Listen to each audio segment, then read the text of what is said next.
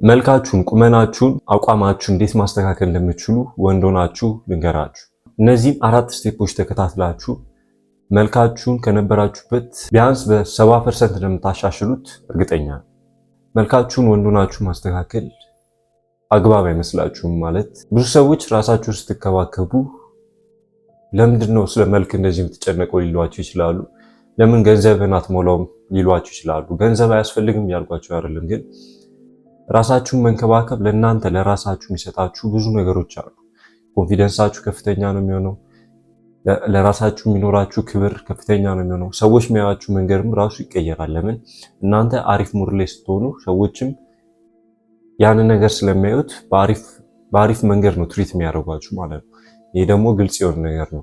እናንተ ራሳችሁን በመስታወት ስታዩት ደስተኛ ሆናችሁ በመልካችሁ በአቋማችሁ ደስተኛ ስትሆኑ ውጪ ስትወጡ ደስተኛ ሆናችሁ ነው የምታሳልፉት ቀኑን ማለት ነው። ይሄ ደግሞ ግልጽ ስለሆነ መልካችሁን፣ አቋማችሁን፣ ቁመናችሁን ማስተካከል እንደ ወንዶች ለራሳችሁ ስትሉ ማድረግ ያለባችሁ ነገሮች ናቸው። እዛ አሁን ወደ ቀጥታ እንዴት ማስተካከል እንደምትችሉ እንግባ። አንደኛው ማድረግ ያለባችሁ ነገር ምንድነው? ለእናንተ የሚሆን የፀጉር ስታይል ሞክሩ። ማለት የተለያዩ ስታይሎችን ሞክራችሁ ለእናንተ የሚሆን ለእናንተ ፊት ቅርጽ የሚሆን ነገር ካገኛችሁ በኋላ ያንን ስታይል ያዙት። ማለት በየጊዜው አዲስ ፋሽን ሲመጣ መቀየር አለባችሁ ማለት አይደለም። ራሳችሁን መጠበቅ ከሆነ የምትፈልጉትና ለእናንተ ፊት የሚሄደው ነገር ለሌላ ሰው ፊት አይሄድም። ለዛ እናንተ ፊት የሚሄደውን የፀጉር ስታይል ሞክሩትና እስክታገኙት የተለያዩ ስታይሎችን ሞክራችሁ ታገኙት ፀጉራችሁን በዛ ስታይል ያዙት። ጺማችሁንም እንደዛው ማለት ነው። ግን ይህን ከማለት በፊት ደግሞ ፀጉራችሁን ምን ማድረግ አለባችሁ? ደህና የሆነ ፀጉር ቤት ፈልጉ። ይህን በጣም ላጋንነው የሚገባ ነገር ነው። እኔም ፀጉር ቤት ድሮ ሳቀቅ ነበረ። ማለት ነው ድሮ ጎበዝ ቆራጭ አለ፣ የማይችለው ቆራጭ አለ፣ መቆረጥ የምትፈልጉት ቆራጭ አለ፣ መቆረጥ ማትፈልጉት ቆራጭ አለ እና ይሉኝታ ይዟችሁ ወደ ማትፈልጉት ቆራጭ ትገባላችሁ አብዛኛው ሰዎች፣ እኔንም ጨምሮ እንደዛ ስለነበርኩ ማለት ነውና እንደዛ ማድረግ የለባችሁ። ለእናንተ አሪፍ የምትሉትን ቆራጭና ጎበዝ የምትሉትን ቆራጭ በሱ ብቻ ነው ልትቆረጡ የሚገባው። ለዛ አሪፍ ቆራጭ ያዙ። ፀጉራችሁን በየ2 ሳምንቱ ተቆረጡ እና የተለያዩ ስታይሎችን ሞክራችሁ ለእናንተ ስታይል የሚሆን ያዙ ማለት ነው። ሁለተኛው ደግሞ ማድረግ ያለባችሁ ነገር ስፖርት ቤት ግቡ። አቋማውን ያስተካከለ ወንድ ዝም ብላችሁ ስታዩት እንኳን ጠንካራ ነው ይመስሉ፣ ቁመኖ ያማረ ነው የሚሆነው።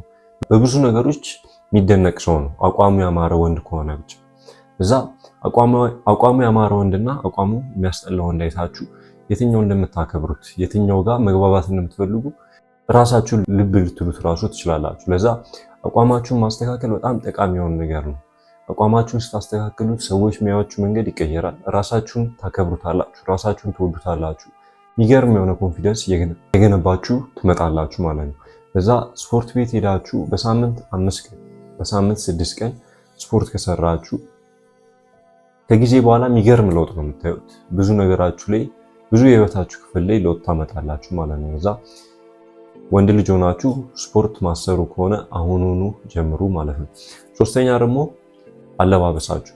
አለባበሳችሁ ለእናንተ ነፃነት የሚሰጣችሁን ስታይል ያዙት።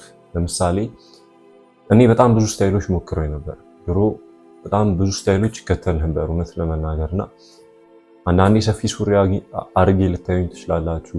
ካርጎ የሆነ ሰዓት ትሬንድ ነበረ፣ ካርጎ ነበር ማድረግ፣ ሰፊ ሱሪ ማድረግ ነበረ። የተለያዩ ስታይሎችን ሞክር ነበር። አሁን ላይ ግን ሞዶ ስታይል ምንድነው? ኦልድ መኒ ነው የሚባለው። የሱፍ ሱሪና ጠበቅ ያለ ቲሸርት ከላይ ካረጋችሁ እኔ አሁን የምከተለው ስታይል እሱ ነውና እሱ ስታይል የተሻለ ምለው ለኔ እሱ ነው። እናንተ ለእናንተ ነፃነት የሚሰጣችሁ ነገር መሆን አለበት። የተለያዩ ስራዎችን ሞክሩ ከሆነ ሰዎች እንደ ቁም ነገር እንዲወስዷችሁ እንደ ትልቅ ሰው ብትለብሱ የተሻለ። እንደ ትልቅ ሰው ስላችሁ ግዴታ ሱፍ ማድረግ አለባችሁ እያልኳችሁ አይደለም፣ ወይ የሆነ የማይሆን ልብስ መልበስ አለባችሁ እያልኳችሁ አይደለም። ግን የተሻለ እናንተን ትልቅ ሰው ሊያስመስላችሁ የሚችል ነገር መልበስ አለባችሁ፣ ሰዎች እንደ ቁም ነገር እንዲወስዷችሁ ማለት ነው። ለምን ሰፊ ሱሪ አድርጋችሁ የሆነ ቢዝነስ ሚቲንግ ተጠርታችሁ ብትሄዱና በስትክክል የተሻለ ሱሪው ጠበብ ያለ ሆኖ ቲሸርታችሁም ጠበብ ያለ ነገር አድርጋችሁ ብትሄዱ ሰዎች እንዴት ትሪት እንደሚያደርጋችሁ ማየት ትችላላችሁ። ለዛ እናንተን ነፃነት የሚሰጣችሁ ነገር ማድረግ ጀምሩ። ግን እኔ አሁን ፐርሰናሊ ሪኮመንድ ማድረጋችሁ ማለት ሰፊ ስኪኒ ሱሪ ማድረግ አለባችሁ ያልኳችሁ አይደለም። ሰፊ ሱሪም ግን ማድረግ የለባችሁም በእኔ አስተያየት ማለት ነውና ምን አይነት ሱሪ ልታደርጉ ይገባል? ብዙም ማይሰፋ ብዙም ማይጠብ ሱሪ ሆኖ ከታች የሱፍ ሱሪ ቢሆን እንደውም የተሻለ ነው። የሱፍ ሱሪዎች የተሻሉ ናቸው። የሱፍ ሱሪና ከላይ ደግሞ ሰውነታችሁን ሊያሳይ የሚችል ጠበቅ ያለ ቲሸርት ብታደርጉ እናንተን የሚገልጻችሁ መንገድ በጣም አሪፍ የሆነ መንገድ ነው። ትልቅ ሰው የሚያስመስላችኋል። አቋማችሁ የሚያማረ ከሆነ ደግሞ አቋማችሁን ጎልቶ እንዲታይ ያደርጋል። ለዛ ቁመና እንዳላችሁ ስለሆነ የሚያስመስላችሁ እንደዚህ አይነት አለባበስ እመርጥላችኋለሁ ማለት ነው። አራተኛ ደግሞ አመጋገብ ብዙ ሰዎች ልብ የማይሉት ነገር ነውና አመጋገብ አሁን እንደውም የዛሬ 2 ሳምንት ምናምን ለውድድር እየተዘጋጀው ነበርና የዛለት የነበረኝ ዳይት በጣም ስትሪክት የሆነ ዳይት ነበር። በበላችሁ ነገሮች እንዳለ በጣም ስትሪክት የሆኑ ነገሮች ናቸውና ምንም አይነት መጥፎ የሚባሉ ምግቦች እንደ በርገር፣ የሆነ ኤክሰስ የሆነ ዘይት፣ ቸኮሌት ምናምን፣ ብስኩት፣ ምንም አይነት ምግብ እንደዚህ አይነት ምግቦች አልበላም፣ ስኳርም አልበላም ነበርና በዛ ሰዓት ቆዳዬ ላይ ኃይለኛ የሆነ ለውጥ አይቼ ነበረ። ማለት ቆዳዬ ጠርቶ ነበረ። ብጉር የሚባል ነገር የለም። እንደዚህ አይነት ነገሮች አጋጥሞኝ ነበረና ምን ያህል አመጋገብ ኢምፓክት እንዳለው ነው ያየሁት። ቆዳችሁ ላይ፣ ስትረሳችሁ ላይ፣ የተለያዩ ነገሮች ላይ ምን ያህል ኢምፓክት እንዳለው አይቼ ነበረና አመጋገባችሁ በቻላችሁ መጠን ስኳር ነገሮች ቀንሱ፣ የታሸጉ ነገሮች መብላት አቁሙ እና መመርጥላችሁ ምግቦች እንቁላልና አቮካዶችን መመገብ ጀምሩ። ናቹራል የሆኑ ምግቦችን ለመመገብ ሞክሩ።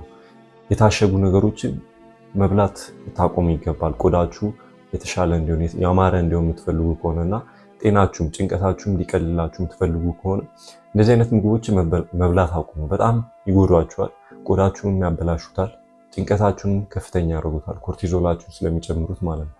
እዛ በእነዚህ 4 ስቴፖች ቁመናችሁንና አቋማችሁን እንደምታስተካክሉት እርግጠኛ ነኝ። እንደዚህ አይነት ቪዲዮዎች ስለምሰራላችሁ ሰብስክራይብ ማድረግ እንዳትረሱ።